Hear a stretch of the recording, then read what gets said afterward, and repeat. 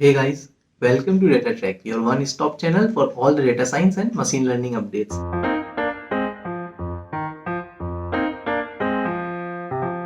Today we will look at different variable types in statistics. So let's deep dive into it. So what is a variable type? Variable type describes the nature of information the variable provides and also the type of values it can take. Let's look at a used car dataset. These are the cars which are available for sale. We have features like brand, Honda, Volkswagen, Ford. We also have the color, red, white, black and so on. The kilometers driven. The value it takes looks like some decimal values. Owner type, whether the car first owner, second owner and so on. Fuel type, whether the car is diesel or petrol car. We also have the seating capacity, how many people can sit and which year's model is it. Now, if we have to assign a variable type or data type to each of the variables, can we do that? And also, why do we need it? So, we'll understand the first question first, that why actually knowing the variable type is important. So, first of all, knowing the correct feature type is important so we can do the right EDA of that feature.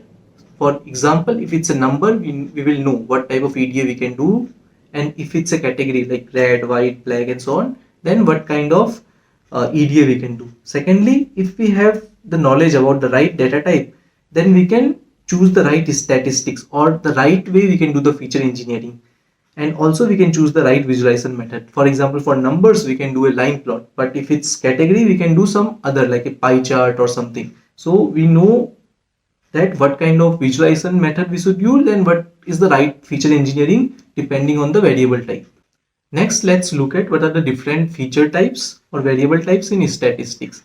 There can be two variable types. One is categorical or numerical. Categorical means we can take only one value out of a fixed set of values. For example, blood type or gender or ethnicity. Blood type, the person can have A positive, O negative, but it can be one of the limited set of blood types. Similarly, gender can be male, female, or maybe transgender, but no other than the three possible values. So these are the categorical features or categorical variables. And within categorical, we have nominal and ordinal. In nominal categorical features, there is no specific order to the categories. For example, the blood type or the gender or the color of the car. The color of the car can be red, black, white, and there is no relationship between these colors.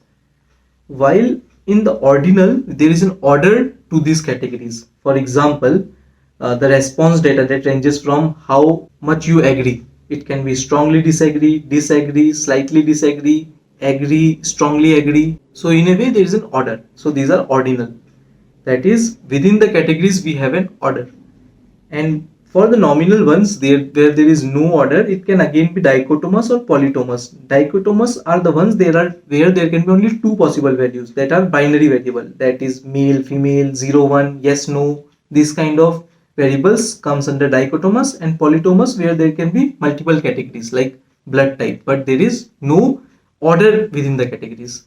And for the ordinal, we do have an order.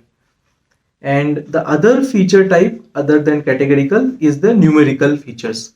Numerical, as the name suggests, it's numbers and the value it can take within a finite or infinite range. Some example could be height of a person, weight, age, number of movies watched, or IQ. These are some of the examples of numerical features.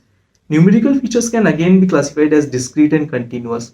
Discrete variables can take numerical value but should be countable in finite amount of time. For example, number of students in a class or world's population.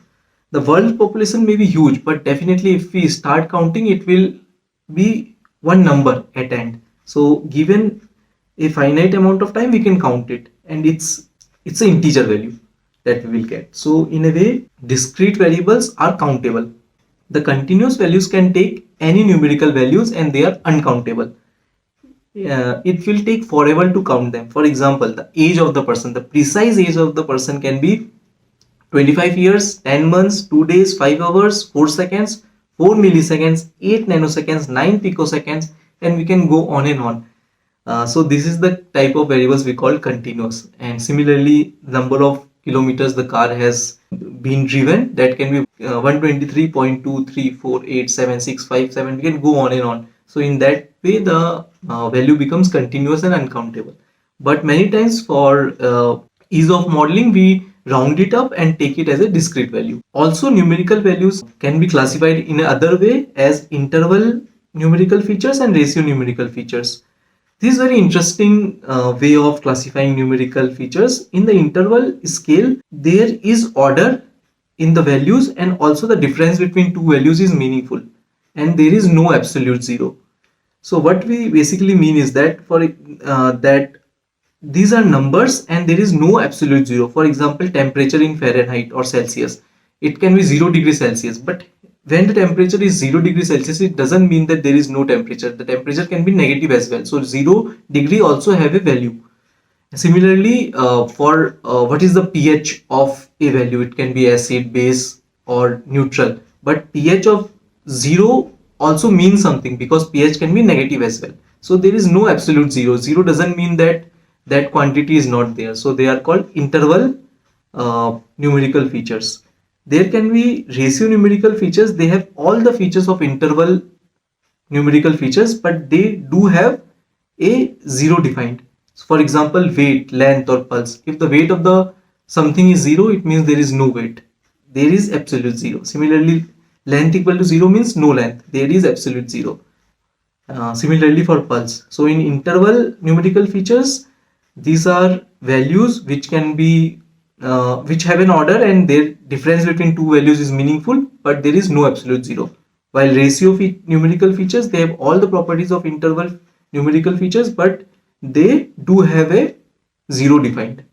So these are the different ways in which variable types in statistics can be classified: categorical or numerical. Within categorical, we can have nominal or ordinal.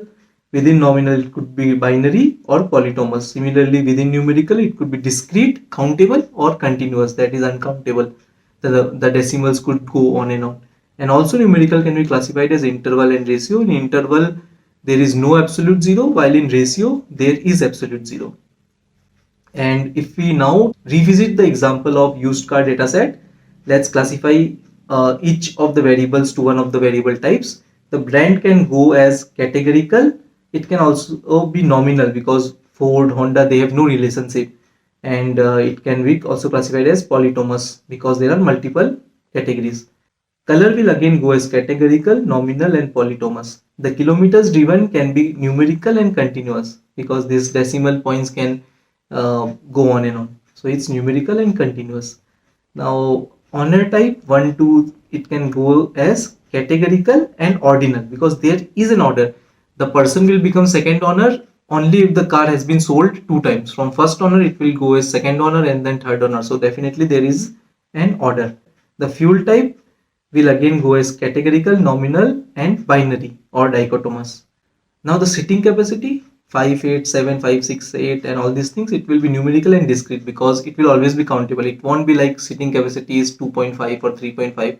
It will always be a integer value. So it's numerical and discrete.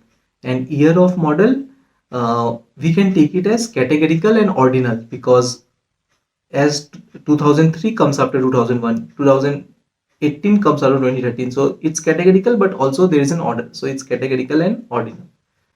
So with that, we come to the end of this video, where it was a very short video, but it's interesting to know that what is the variable type. So we can do the right EDA, and also we can do the right feature engineering. And also it's important because sometimes you are having a data science discussion, someone can ask you how you have modeled that feature. Have you taken it as nominal or ordinal? So it's important that you know those concepts.